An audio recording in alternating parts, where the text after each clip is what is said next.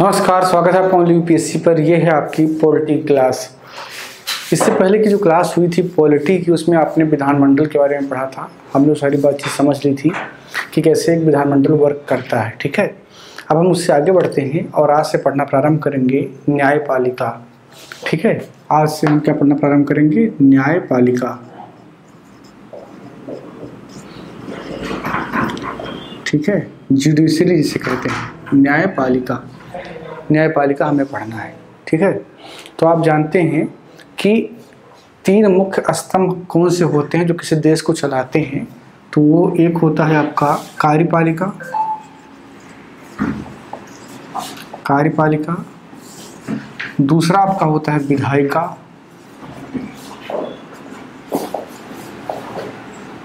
और तीसरा होता है आपका न्यायपालिका। ठीक है, ये तीन मुख्य स्तंभ होते हैं जिससे किसी देश की व्यवस्था चलती है। ठीक है, विधायिका का काम है कानून बनाना। क्या काम है? विधि बनाना। ठीक है, जबकि कार्यपालिका का काम क्या है? इस विधि को जो कि विधायिका ने बनाया है इसको एग्जीक्यूट करना, यानी कि इसको लागू करना। ठीक है, तो इसका काम क्या होता है? लागू करना। और उसके बाद में आपकी आती है न्यायपालिका। न्यायपालिका का काम क्या है? न्यायपालिका का काम ये है कि जो ये विधि बनी ये सही है या गलत है, इसकी जांच करने का पावर किसको है? न्यायपालिका को है। ठीक है, या लागू करने में जो गड़बड़ियाँ हो रही है, जैसे मान लीजिए कोई कानून बन गया और उस कानून का अक्षरशः पालन नहीं हो रहा है, तो इसका चेकिंग करने का या उस पर कोई कार्रवाई करने का, दंड देने का अधिकार किसका होता है? न्यायपालिका का होता है। तो विधि बनाना विधायिका का काम, विधि को लागू करना कार्यपालिका का काम होता है, और इन दोनों में जो कमियां होती हैं उसको चेक करने का काम किसका होता है? न्यायपालिका का होता है। ठीक है, अब आप जानते हैं कि भारतीय संविधान जो है वो अपने आप में दुनिया के संविधानों में यूनिक है, क्योंकि उसके जो प्रावधान हैं वो ना तो बिल्कुल फेडरल जैसे हैं और ना ही बहुत ज़्यादा वो एक कह सकते हैं कि केंद्रीकृत हैं, सेंट्रलाइज्ड हैं, और एक बेहतरीन समन्वय इन सब का भारत में प्रस्तुत किया गया है। ठीक है, और न्यायपालिका को जब हम पढ़ते हैं तो भी वही बात सामने आती है। ठीक है, यहाँ पर मैं आपको ये समझाना चाह रहा हूँ कि जो यूएसए की न्यायपालिका है और ब्रिटेन की न्यायपालिका है, या आप देखेंगे यूएसए जैसे और देशों की न्यायपालिका है, वहाँ पर क्या व्यवस्था है कि एक उनका सुप्रीम कोर्ट होता है। ठीक है, जो सारे मामलों को देखता है, जैसे प्रसंघ के मामले, फेडरल के मामले, दो राज्यों के बीच का विवाद है या सेंटर का स्टेट से विवाद है, ऐसे मामले देखता है। इसके अलावा जो राज्य के उच्च न्यायालय होते हैं उनका अपना पावर होता है, लगभग वो सॉवरेन होते हैं, यानी कि वो बिल्कुल इंडिया जैसे नहीं काम करते। जैसे इंडिया में क्या होता है कि सुप्रीम कोर्ट सबसे ऊपर है, यानी कि वो सुप्रीमो, उससे ऊपर कोई नहीं है। अगर हाई कोर्ट में कोई मुकदमा आप हार गए, आप अपील करने सुप्रीम कोर्ट में जाते हैं तो सुप्रीम कोर्ट उसको चेंज कर सकता है। बट अमेरिका में क्या है कि जो पावर दे दिया गया है स्टेट को, उसमें सेंटर वाला कुछ नहीं कर सकता है। ठीक है, तो इस तरीके से जो इंडिया का सुप्रीम कोर्ट है वो दुनिया का सबसे बड़ा कोर्ट है इस मामले में कि उसका क्षेत्राधिकार कितना ज़्यादा है। ठीक है, कि उसका अधिकार क्षेत्र कितना ज़्यादा है, इस बात के लिए सबसे बड़ी कोर्ट है। ठीक है, यहाँ पर आपको ये समझना कि जो इंडिया का न्यायपालिका है वो सबसे यूनिक है। यहाँ पर हमने जो व्यवस्था बनाया वो ये बनाया कि एक तो आपका सुप्रीम कोर्ट है और राज्यों में जो न्यायालय हैं वो राज्यों की विधियों को सुनते हैं या उससे अलग की विधियों को सुनते हैं, लेकिन वो सुप्रीम कोर्ट के अंडर में ही होते हैं, उससे बाहर वो नहीं होते हैं। ठीक है, तो ये थोड़ा सा एक अंतर है उसमें। अब पहले ये समझते हैं कि हमारे भारतीय संविधान के भाग 4 में न्यायपालिका को लेकर के क्या कहा गया है। तो भाग 4 में आप देखते हैं जिसको आप डीपीएसपी कहते हैं, भाग 4 जिसको आप डीपीएसपी कहते हैं, directive principle of state policy. इसमें आपका एक आर्टिकल है 50, ठीक है, 50। इसमें कहा गया है कि जो आपकी कार्यपालिका होगी वो न्यायपालिका से बिल्कुल अलग होगी। पहले क्या होता था कि जो कार्यपालिका के लोग हैं वही न्याय भी करते थे। जैसे आप पुराने ज़माने में देखेंगे राजा लोग जो होते थे उनका काम क्या है, उनका काम है प्रशासन चलाना, और उन्हीं का काम होता था किसी को सज़ा देना। आज आप देख सकते हैं कि आज की व्यवस्था क्या है, प्रधानमंत्री है तो प्रधानमंत्री का काम क्या है, वो सरकार को चलाता है। वो क्या करता है कि सरकार कैसे चलेगा, योजनाएं कैसी बनेंगी, या किसको कौन सा विभाग आवंटित होगा, ये काम किसका, प्रधानमंत्री का है। प्रधानमंत्री आज किसी को फांसी की सजा नहीं दे सकता है, प्रधानमंत्री किसी को अपराधी घोषित नहीं कर सकता है।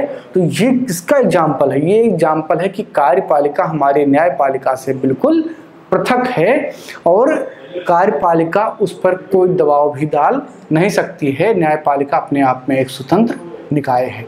तो ये भारतीय जो न्याय व्यवस्था है इसका एक अच्छा एग्जाम्पल है, ठीक है, जो कि भाग 4 में है।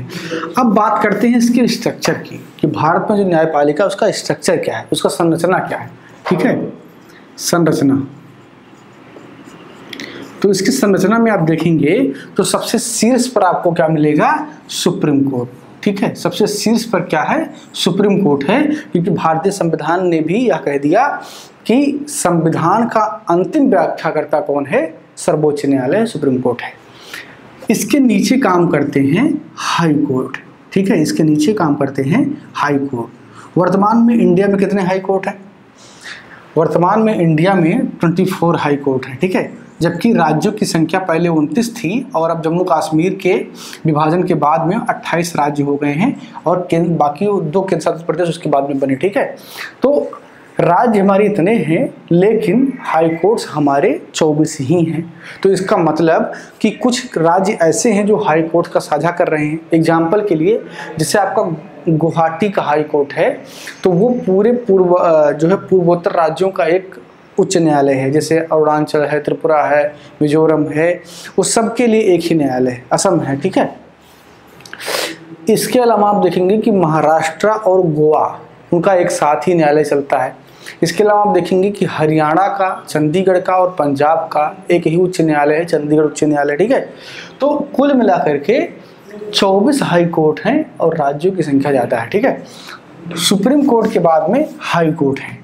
अब हाई कोर्ट के नीचे भी हमारे यहाँ न्याय व्यवस्था है जिसको अधीनस्थ न्याय व्यवस्था कहा जाता है। अब इसमें कौन आते हैं आपके, जिला न्यायाधीश,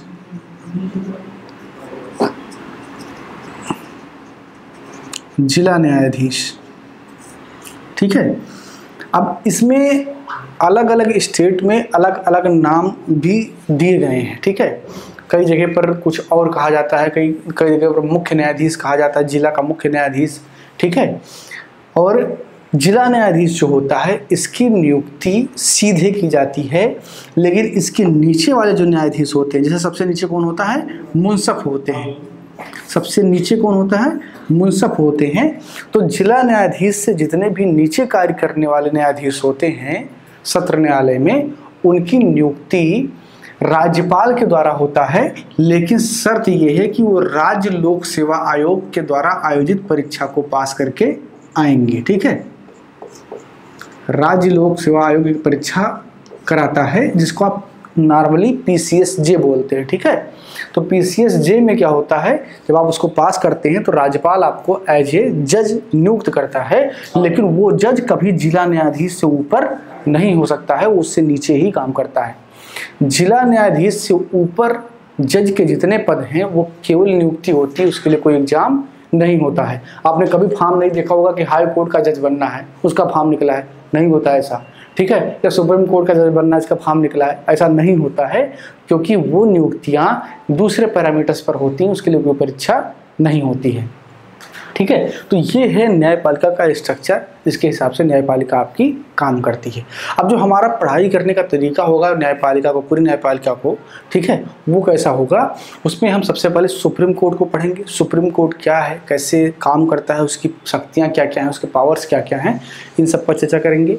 उसके बाद में हाई कोर्ट पर हम बात करेंगे कि हाई कोर्ट की शक्तियाँ क्या है, काम कैसे करता है, और उसके बाद में अधीनस्थ न्यायालय की हम बात करेंगे। तो ये हमारा पढ़ाई का क्रम होगा। तो जो अगला क्लास आपका होगा उसमें हम यही बात करेंगे कि सुप्रीम कोर्ट की स्थापना कैसे हुई, कब हुई और क्यों हुई, किस प्रावधान के तहत हुई, कैसे क्या चीज़ें बनी, ठीक है। तो उन पर हम बात करेंगे इस क्लास में। मैं आपको कुछ और फैक्ट बता देता हूँ और उसके बाद में अगले क्लास से हम सुप्रीम कोर्ट से पढ़ना प्रारंभ कर देंगे। तो कुछ नॉर्मल से फैक्ट हैं, उसको आप नोट कर लेंगे। भारत में सबसे पहले उच्च न्यायालयों की स्थापना कब की गई? 1860 में चार्टर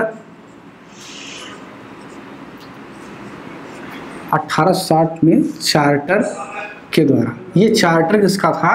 राजा या रानी, जो कि उस वक्त जो इंग्लैंड में होते थे। तो यहाँ पर आप लिख लेंगे कि राजा के चार्टर के द्वारा, ठीक है।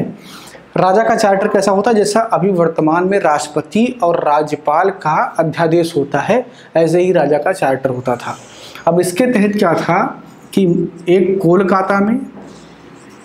कोलकाता, एक बम्बई जो कि मुंबई हो गया है, और एक आपका मद्रास, यानी कि 3 उच्च न्यायालयों की स्थापना की गई थी 1860 में राजा के चार्टर के द्वारा, ठीक है।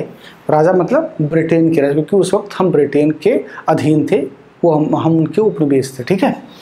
लेकिन 1861 में पहली बार हाई कोर्ट एक्ट बना, ठीक है। हाई कोर्ट एक्ट बना 1861 में, और इसके तहत सबसे पहला जो उच्च न्यायालय स्थापित हुआ वो था आपका इलाहाबाद उच्च न्यायालय, उत्तर प्रदेश। इलाहाबाद उच्च न्यायालय, ठीक है, उत्तर प्रदेश। तो ये कई बार पीसीएस में ये सवाल कंफ्यूज करता है। यदि ये पूछ ले कि उच्च न्यायालय अधिनियम के द्वारा सबसे पहले किस उच्च न्यायालय की स्थापना किया गया, तो उसका उत्तर होगा इलाहाबाद उच्च न्यायालय। लेकिन यदि ये बात हो कि उच्च न्यायालय सबसे पहले कब बने, तो वो 1860 हो जाएगा। कोलकाता, बम्बई और मद्रास 3 उच्च न्यायालय बनाए गए थे, ठीक है। तो ये कुछ महत्वपूर्ण फैक्ट थे जो आपको बताना था। अगली क्लास में हम बात करेंगे सुप्रीम कोर्ट की स्थापना, उसके कार्य एवं शक्तियों पर। इस क्लास में इतना ही। क्लास को लाइक कीजिए, शेयर कीजिए। यदि आपको कुछ समझ में नहीं आया हो तो कमेंट बॉक्स में लिख करके पूछ लीजिए, संभवतः अगली क्लास में उसका जवाब दें। बहुत बहुत धन्यवाद।